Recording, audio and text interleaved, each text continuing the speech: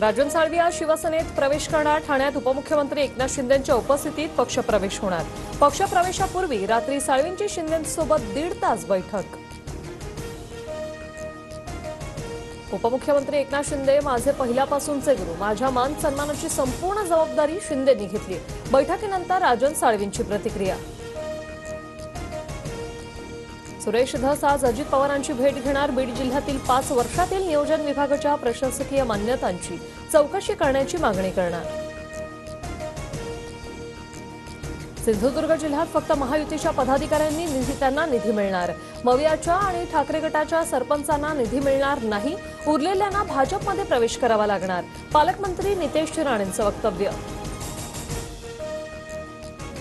करुणा मुंडेंच्या तक्रारीनुसार मंत्री धनंजय मुंडेंना कारणे दाखवा नोटीस। करुणा मुंडेंच्या नावाने असलेली मालमत्ता निवडणूक शपथपत्रात न दाखवल्याचा आरोप। शरद पवारांवर विश्वास ठेवला, त्यांनी घात केला।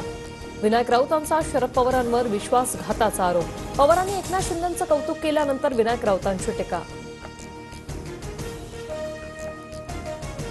शरद पवारांनी शिवसेना फोडणाऱ्या शिंदेंचा सत्कार करायला नको होता। संजय राऊतांचा शरद पवारांवर हल्लाबोल।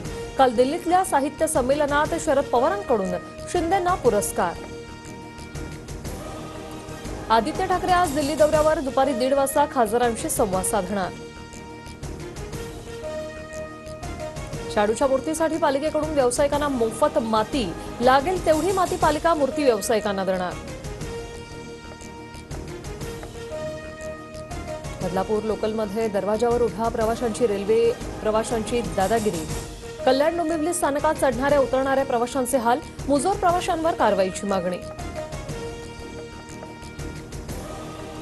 डोंबिवलीत चॉकलेटच्या बहाण्याने दुकानदाराकडून 8 वर्षाच्या मुलीवर अत्याचार।